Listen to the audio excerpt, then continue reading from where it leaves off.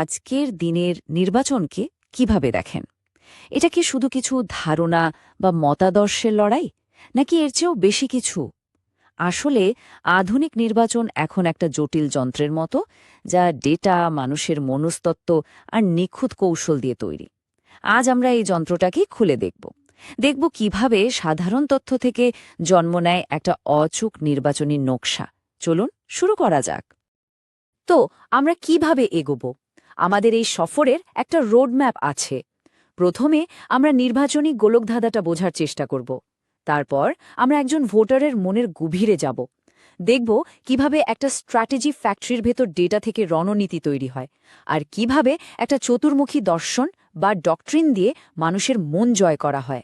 সবশেষে আমরা শাসনের ব্লুপ্রিন্ট আর এই নতুন পদ্ধতির ভবিষ্যৎ নিয়েও কথা বলবো। আমাদের আলোচনার জন্য আমরা বেছে নিয়েছি পশ্চিমবঙ্গকে। আরও নির্দিষ্ট করে বললে, এমন একটা কেন্দ্র যার রাজনৈতিক গুরুত্ব অনেক, কারণ এখানকার ছোট ছোট পরিবর্তনও অনেক সময়ে রাজ্যের বড় রাজনৈতিক সমীকরণকে নাড়িয়ে দেওয়ার ক্ষমতা রাখে। কাঁথি দক্ষিণ, পশ্চিমবঙ্গের ঠিক উপকূলে থাকা একটা বিধানসভা কেন্দ্র। এই মানচিত্রটাই আমাদের আজকের রণক্ষেত্র। এখানকার মাটি, এখানকার জল, এখানকার মানুষের জীবন, সবকিছুই এখানকার রাজনীতিকে নিয়ন্ত্রণ করে। এটা এমন একটা জায়গা যেখানে জেতা বা হারাটা অনেক সময় খুব সামান্য ভোটের ব্যবধানেই ঠিক হয়ে যায়। এই সংখ্যাটা দেখুন, ৮৬.৬৬%। ভাবুন একবার, ২০২১-এর নির্বাচনে প্রায় ৮৭% মানুষ ভোট দিয়েছেন। এটা কিন্তু শুধু একটা সংখ্যা নয়, এটা প্রমাণ করে যে এখানকার মানুষ রাজনৈতিকভাবে কতটা সচেতন আর সক্রিয়। আর যখন এত মানুষ ভোট দিতে আসেন, তখন বুঝতে হবে যে লড়াইটা কতটা কঠিন, আর জেতার জন্য কৌশলটাও ততটাই নিখুঁত হওয়া দরকার। নির্বাচন জেতার আসল খেলাটা কিন্তু জনসংখ্যার পরিসংখ্যানে নেই। খেলাটা লুকিয়ে আছে মানুষের মনে, তাদের দৈনন্দিন জীবনে, তাদের চাহিদা কি, তাদের যন্ত্রণা কোথায়, তাদের হতাশা কি নিয়ে। এগুলো না বুঝলে কোনো কৌশলই কাজে আসে না। চলুন এবার কাঁথি দক্ষিণের মানুষের মনের গভীরে ডুব দেওয়া যাক। আচ্ছা, এই যে ডেটা আমরা দেখছি, ধর্ম বা জাতির ভিত্তিতে জনসংখ্যার একটা ছবি। ৮৫%-এর বেশি হিন্দু, প্রায় ১৫% মুসলিম, তফসিলি জাতি ও উপজাতিরও একটা নির্দিষ্ট উপস্থিতি আছে। এই তথ্যগুলো একটা প্রেক্ষাপট দেয় ঠিকই, কিন্তু এটা গল্পের শুরু মাত্র। আসল গল্পটা লুকিয়ে আছে অন্য কোথাও। এবার আসা যাক সেই বিষয়গুলোতে যা কাঁথির মানুষের রাতের ঘুম কেড়ে নেয়। প্রতি বছর নদীর বাঁধ ভেঙে ফসল নষ্ট হয়ে যাওয়া, ভাঙাচোরা রাস্তা, বিশেষ করে NH ১১৬B, রেশনের দোকানে খারাপ মানের চালের অভিযোগ, আর সবচেয়ে বড় যন্ত্রণা চাকরির অভাব, বিশেষ করে তরুণদের জন্য। এই সমস্যাগুলোই হল সেই কাঁচামাল যা দিয়ে নির্বাচনী কৌশল তৈরি হয়। এখন প্রশ্ন হল, এই সব কাঁচামাল মানে মানুষের ক্ষোভ, হতাশা আর আশা, এগুলোকে নিয়ে কি করা হয়? এগুলো সোজা চলে যায় একটা কারখানায়, যার নাম স্ট্র্যাটেজি ফ্যাক্টরি। এখানেই এই সব অনুভূতি আর তথ্যকে একটা ধারালো যুদ্ধ পরিকল্পনায়, একটা ব্যাটল প্ল্যানে বদলে ফেলা হয়।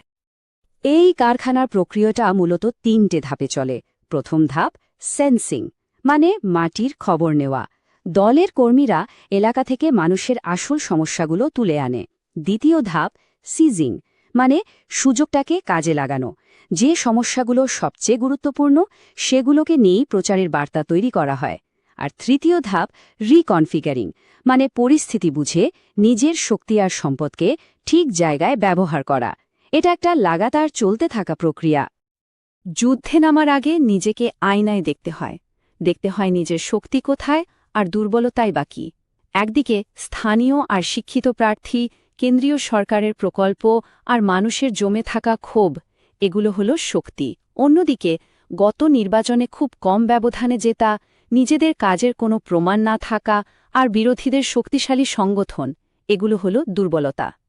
এইরকম একটা নির্মম সততার বিশ্লেষণ ছাড়া এগোনো সম্ভব নয়। শুধু ডেটা বা বিশ্লেষণ দিয়ে তো আর মানুষের মন জয় করা যায় না। তার জন্য লাগে একটা গল্প, একটা আখ্যান। আর এখানেই আসে একটা অসাধারণ কৌশল, যাকে বলা যেতে পারে চতুর্মুখ বা চারমুখী মতবাদ।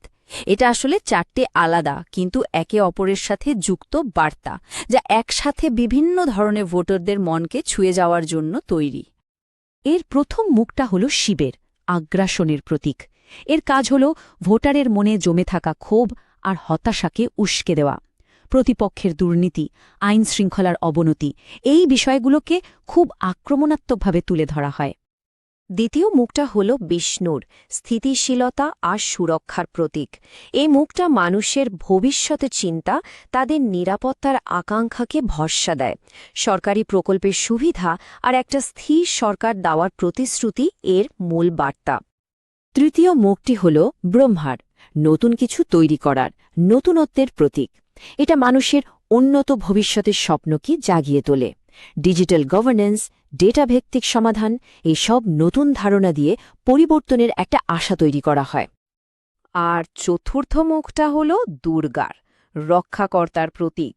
এই মুখটা মানুষের ভয় আর নিরাপত্তাহীনতাকে বোঝে। বিশেষ করে নারী এবং দুর্বল মানুষদের সুরক্ষার প্রতিশ্রুতি দিয়ে তাদের ভরসা জেতার চেষ্টা করা হয়। তাহলে ব্যাপারটা কি দাঁড়ালো? একদিকে শিবের আগ্রাসন দিয়ে ক্ষোভকে কাজে লাগানো হচ্ছে, অন্যদিকে বিষ্ণুর স্থিতিশীলতা দিয়ে আশ্বাস দেওয়া হচ্ছে। একদিকে ব্রহ্মা নতুন স্বপ্ন দেখাচ্ছেন, আর অন্যদিকে দুর্গা ভয় দূর করে সুরক্ষার প্রতিশ্রুতি দিচ্ছেন। এই চারটে মুখ একসাথে এমন একটা জাল বনে, যেখান থেকে ভোটারের বেরিয়ে আসাটা বেশ কঠিন হয়ে পড়ে। কাগজে কলমে রণনীতি তো বানানো হল, গল্পও তৈরি, কিন্তু আসল পরীক্ষা তো হয় মাঠের ময়দানে। এই পর্যায়ে আমরা দেখব কিভাবে এই পরিকল্পনাগুলো শুধু কথায় না থেকে একেবারে নক্কর কাজে আর প্রতিশ্রুতির একটা ব্লু প্রিন্টে পরিণত হয়। যেমন ধরুন এই সংখ্যাটা ৫,০০০। একটা গ্রামীণ কৃষি প্রক্রিয়াকরণ পার্ক তৈরি করে ৫,০০০ নতুন চাকরির প্রতিশ্রুতি।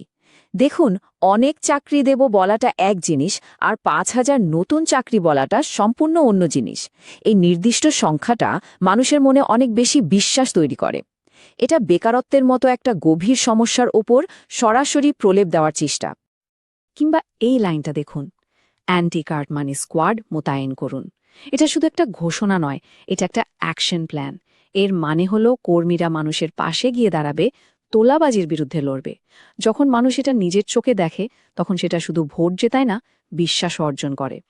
আর এখানে আমাদের মনে রাখতে হবে, যে কোনো রাজনৈতিক প্রক্রিয়ায় মানুষের ব্যক্তিগত তথ্যের গোপনীয়তা এবং সম্মতি অত্যন্ত জরুরি, যা ভারতের ডিপিডিপি ফ্রেমওয়ার্কের মূল ভিত্তি। আমরা আমাদের আলোচনার একেবারেই শেষ পর্যায়ে চলে এসেছি। কাঁথি দক্ষিণের এই একটা ছোট উদাহরণ থেকে আমরা রাজনীতির ভবিষ্যৎ নিয়ে কি বুঝতে পারি? এই যে পুরো প্রক্রিয়াটা আমরা দেখলাম, এটা আমাদের কোথায় নিয়ে যাচ্ছে? মূল শিক্ষাটা হল, নির্বাচন এখন আর শুধু মতাদর্শ বা নেতার ক্যারিশমার লড়াই নয়, এটা হয়ে উঠেছে একটা নিখুঁত ইঞ্জিনিয়ারিং, একটা পদ্ধতিগত ডেটা চালিত ব্যবস্থা, যেখানে আবেগ, যুক্তি আর কৌশলকে একেবারে মেপে মেপে ব্যবহার করা হয়। প্রথাগত রাজনীতির দিন শায়দ শেষ হয়ে আসছে। কিন্তু এখানে একটা বড় প্রশ্ন থেকে যায়, যখন নির্বাচন জেতাটা একটা ডেটা ইঞ্জিনিয়ারিংয়ের সমস্যা হয়ে দাঁড়ায়, তখন শাসনের কি হয়? যখন জেতার জন্য সবকিছু একটা নিখুঁত নকশা মেনে চলে, তখন গণতন্ত্রের আসল আত্মার কি হবে? এই প্রশ্নটা আমাদের সবাইকে ভাবায়। এই পদ্ধতির দীর্ঘমেয়াদী ফল কি হতে পারে, তা হয়তো সময় বলে দেবে। If you want to become a people-centric leader and uplift your constituency, get in touch with blueprintstrategies.ai at mgr@blueprintstrategies.ai or call 080-4204-1602. Purpose beyond politics.